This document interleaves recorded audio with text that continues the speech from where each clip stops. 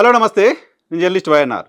వైఎస్ఆర్ కాంగ్రెస్ పార్టీకి సంబంధించిన కొంతమంది నేతలు ఇటీవల రకరకాల వివాదాల్లో చిక్కుకుంటున్నారు. మిగతా వివాదాల సంగతి పక్కన పెడితే లైంగిక ఆరోపణలు, లైంగికపరమైన బూతు వీడియోలతో సెన్సేషనల్‌గా మారుతున్నారు వైఎస్ఆర్ కాంగ్రెస్ పార్టీకి సంబంధించిన కొంతమంది నాయకులు. గతంలో అధికారంలో ఉన్న సందర్భంలో కొంతమందిపైన ఈ తరహా ఆరోపణలొచ్చాయి. కొంతమందికి సంబంధించిన ఫోన్ కాల్స్, ఆడియోలు బయటకొచ్చాయి. కొంతమందికి సంబంధించిన వీడియో కాల్స్ బయటకొచ్చాయి. మరి కొంతమందికి సంబంధించిన అత్యంత జుగుప్సాకరమైన వీడియోలు కూడా బయటకొచ్చాయి. ఏ సందర్భంలో కూడా వైఎస్ఆర్ కాంగ్రెస్ పార్టీకి సంబంధించిన నాయకత్వం వాళ్ళపైన చర్యలు తీసుకునే ప్రయత్నం కానీ, లేదా వాళ్ళపైన దుష్ప్రచారం జరుగుతోంది, ఇది దుష్ప్రచారం తెలుగుదేశం పార్టీ ఇంకెవరో చేస్తున్నారని మాట్లాడే ప్రయత్నం కానీ చేయలేదు. కేవలం ఇవేవి మేము చూడలేదు, వినలేదు, మాకు సంబంధం లేదు అన్నట్లుగా వైఎస్ఆర్ కాంగ్రెస్ పార్టీ బిహేవ్ చేస్తూ వచ్చింది అధికారంలో ఉన్న సందర్భంలో. వైఎస్ఆర్ కాంగ్రెస్ పార్టీ అధికారంలో ఉన్న సందర్భంలో అప్పుడు మంత్రివర్గంలో ఉన్న కొంతమంది నేతలపైన కూడా ఈ తరహా వీడియోలు వచ్చాయి. సో ఆ తరువాత వాళ్ళని మంత్రివర్గం నుంచి తొలగించడమో ఇంకేదో చేసినప్పటికీ ఈ వ్యవహారాన్ని వైఎస్ఆర్ కాంగ్రెస్ పార్టీ ఎండార్స్ చేసింది ఇలా తరహా ఇంప్రెషనే ఆ సమయంలో కనపడింది. అధికారం కోల్పోయిన తరువాత వైఎస్ఆర్ కాంగ్రెస్ పార్టీకి సంబంధించిన నాయకులు కొంతమంది పైన కూడా ఈ తరహా ఆరోపణలు వస్తున్నాయి. ఈ తరహా వివాదాలు తెలుగు రాష్ట్రాల్లో ప్రజల్ని రంజింపజేస్తూ ఉన్నాయి గడిచిన నెల రోజులుగా.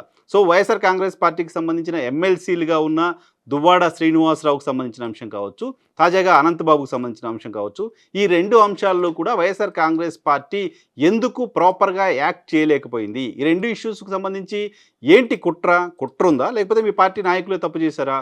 కుట్ర ఏంటో చెప్పండి. మీ పార్టీ నాయకులు తప్పు చేస్తే వాళ్ళపైన చర్యలు తీసుకోండి. ఇవి రెండు చేయకుండా సైలెంట్గా ఉండడం ద్వారా ఏం ఆశిస్తుంది వైఎస్ఆర్ కాంగ్రెస్ పార్టీ? అటువంటి నాయకులపైన చర్యలు తీసుకుంటే పార్టీకి ఏదో నష్టం జరుగుతుందని ఆలోచిస్తుందా? వైఎస్ఆర్ కాంగ్రెస్ పార్టీ 170 స్థానాలున్న ఆంధ్రప్రదేశ్ అసెంబ్లీలో 11 స్థానాలకు పడిపోయింది. ఇంతకంటే వరస్ట్ ఇంకేముంటుంది వైఎస్ఆర్ కాంగ్రెస్ పార్టీకి? అటువంటి నాయకులపైన చర్యలు తీసుకున్నా, అటువంటి నాయకుల్ని పార్టీ నుంచి పంపించేసినా, అటువంటి నాయకులను సస్పెండ్ చేసినా ఇంకా కొత్తగా నష్టపోయేది ఏముంటుంది? కనీసం ప్రజల్లో కాస్త పార్టీ బాగా యాక్ట్ చేసింది, ఇటువంటి ఇన్సిడెంట్స్ని మేము టాలరేట్ చేయమని చెప్పింది అని ప్రజలు కాస్తైనా పాజిటివ్గా మాట్లాడుకోవడానికి సంబంధించిన అవకాశం ఉంటుంది కదా. అలా కాకుండా ఈ నాయకుల పట్ల ఉదాసీనంగా ఉంటూ వాళ్ళు ఏం చేసినా మాకు సంబంధం లేదు అనే ఒక ధోరణిలో వైఎస్ఆర్ కాంగ్రెస్ పార్టీ వ్యవహరిస్తూ ఉండడం ఆ పార్టీని ప్రజల్లో మరింత పలచన చేస్తోంది. నిత్యం జగన్మోహన్ రెడ్డి చెప్తుంటారు నా అక్క చెల్లెమ్మలు అంటూ. ఈ అక్క చెల్లెమ్మలు అంతా మీ పార్టీ నాయకుల్ని ఈ రకంగా చూస్తే ఎలా మీ పార్టీకి దగ్గర అవుతారు, ఎలా మీ పార్టీని యాక్సెప్ట్ చేస్తారు? జగన్మోహన్ రెడ్డి అద్భుతమైన క్యారెక్టర్ ఉంది, ఆయన మద్యం దాగరు, ఇంకేదో అంటూ ఆయన క్యారెక్టర్ గురించి చెప్తూ ఉంటారు. జగన్మోహన్ రెడ్డికి ఒక్కడికే క్యారెక్టర్ ఉంటే సరిపోదు కదా, పార్టీ నాయకత్వానికి కూడా ఆ తరహా క్యారెక్టర్ ఉండాలి కదా. జగన్మోహన్ రెడ్డి క్యారెక్టర్ని, జగన్మోహన్ రెడ్డి నిజాయితీని ఆ పార్టీకి సంబంధించిన నాయకులు, ఆ పార్టీకి సంబంధించిన నియోజకవర్గానికి సంబంధించిన బాధ్యులు, ఆ పార్టీకి సంబంధించిన ఎమ్మెల్యేలు, ఎమ్మెల్సీలు వాళ్ళు కూడా ఆదర్శంగా తీసుకోకపోతే ఎలా? వాళ్ళే డిఫరెంట్గా బిహేవ్ చేస్తే ఎలా? అటువంటి డిఫరెంట్ బిహేవియర్ని పార్టీ అధిష్టానం కన్సిడర్ చేస్తున్నట్లుగానో, లేకపోతే కామ్గా ఉంటే ప్రజలు ఎందుకు వైఎస్ఆర్ కాంగ్రెస్ పార్టీ నాయకత్వానికి దగ్గర కావాలి? పైగా గడిచిన 3 ఏళ్లుగా వైఎస్ఆర్ కాంగ్రెస్ పార్టీ చాలా పెద్ద ఎత్తున చేస్తూ వచ్చిన ప్రచారం ఏంటి? పవన్ కళ్యాణ్కి సంబంధించిన వ్యక్తిగత జీవితం పైన, పవన్ కళ్యాణ్కి సంబంధించిన పెళ్లిళ్ళ అంశం పైన పదే మాట్లాడుతూ వచ్చారు. పవన్ కళ్యాణ్ పెళ్లిళ్ళ అంశం ఎవరికి తెలియంది కాదు, వైఎస్ఆర్ కాంగ్రెస్ పార్టీ తవ్వి బయటికి తీసింది కాదు. ఆయన సెలబ్రిటీగా ఉన్నారు, సినిమా యాక్టర్గా ఉన్నారు, రాజకీయాల్లోకి రావడానికి ముందు నుంచి ఆయనకు సంబంధించిన వ్యక్తిగత జీవితానికి సంబంధించిన అంశం పైన వివాదాలు ఉన్నాయి.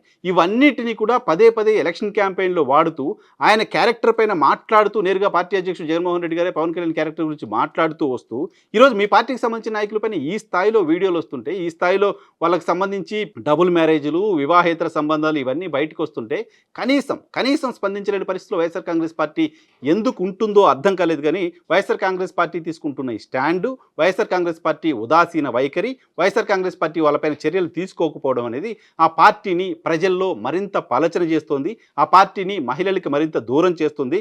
ఆ పార్టీలో ఈ తరహా నాయకత్వం మనం ఏం చేసినా, మనం ఎన్ని అక్రమ సంబంధాలు పెట్టుకున్నా, మనం ఎటువంటి బిహేవియర్తో ఉన్నా పార్టీ అధిష్టానం మనల్ని ఏమీ చేయలేదు, ఎందుకంటే గతంలో ఆయన్ని చేయలేదు కదా, గతంలో ఈయన్ని చేయలేదు కదా, ఇప్పుడు మనల్ని కూడా ఏం చేయదు అంటూ పార్టీ నాయకత్వమే విడిగా విశృంఖలంగా బిహేవ్ చేయడానికి సంబంధించిన అవకాశం ఉంది. ఇవి పార్టీ నాయకత్వానికి తెలియనివా అంటే, నాకున్న అత్యంత విశ్వసనీయ సమాచారం ప్రకారం దువ్వాడ శ్రీనివాస్కు సంబంధించిన ఎపిసోడ్ బయటికి రావడానికంటే ముందే జగన్మోహన్ రెడ్డి గారికి సంబంధించిన నోటీసులో ఉంది. జగన్మోహన్ రెడ్డి గారే ఈ ఇన్సిడెంట్ బయటికి రావడానికి ఒక వారం రోజుల ముందు దువ్వాడ శ్రీనివాస్కు పిలిచి సీను ఇష్యూ సెటిల్ చేసుకో, ఇది బయటకు వస్తే మంచిది కాదు అంటూ దువ్వాడ శ్రీనివాస్కి జగన్మోహన్ రెడ్డి గారు స్వయంగా చెప్పిన మాట.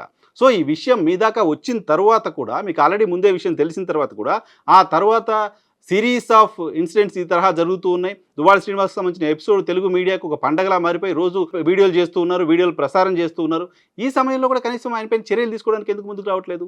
ఇప్పుడు ఆయన నియోజకవర్గ బాధ్యతల నుంచి తప్పించారు. కొత్త వ్యక్తికి అక్కడ బాధ్యతలు ఇచ్చారంటూ వైఎస్ఆర్ కాంగ్రెస్ పార్టీ ప్రకటించింది. సో, ఆ కొత్త వ్యక్తికి బాధ్యతలు ఇవ్వడం కాదు కదా! ఇటువంటి వ్యక్తులపైన కనీసం ఏం చర్యలు తీసుకుంటున్నారో కూడా చెప్పాలి కదా! సో, గతంలో రాజశేఖర్ రెడ్డి గారు ఉన్న సమయంలో రాజశేఖర్ రెడ్డి గారిని జగన్మోహన్ రెడ్డి గారికి, ఇప్పుడు జగన్మోహన్ రెడ్డి గారికి కంపేర్ చేస్తూ ఉంటారు. వ్యక్తుల్ని రాజశేఖర్ రెడ్డి గారు పోగొట్టుకునే వాళ్ళు కాదు. వాళ్ళేమైనా తప్పులు చేస్తున్న సందర్భంలో కూడా వాళ్ళని ప్రొటెక్ట్ చేస్తూ వచ్చేవాళ్ళు అని. సో, ఎటువంటి తప్పులు చేస్తే ప్రొటెక్ట్ చేయాలి? ఇటువంటి లైంగికపరమైన ఆరోపణలు వచ్చిన వాళ్ళని, ఇటువంటి విశృంఖలంగా బిహేవ్ చేస్తున్న వాళ్ళని, ఇటువంటి వివాహేతర సంబంధాలు మెయింటైన్ చేస్తున్న వాళ్ళని, వీళ్ళని ప్రొటెక్ట్ చేయడం నాయకుడి లక్షణం ఎలా అవుతుంది? సో, మిగతా కేసుల్లో ఏదో ప్రొటెక్ట్ చేశారు అంటే నాయకుడు అనుకోవచ్చు. బట్ ఇటువంటి సమాజం యాక్సెప్ట్ చేయలేని బిహేవియర్ ఉన్న వాళ్ళని ప్రొటెక్ట్ చేయడం ఖచ్చితంగా నాయకుడికి సంబంధించిన లక్షణం కాదు కదా! రాజశేఖర రెడ్డి గారికి సంబంధించి చెప్తూ ఉంటారు.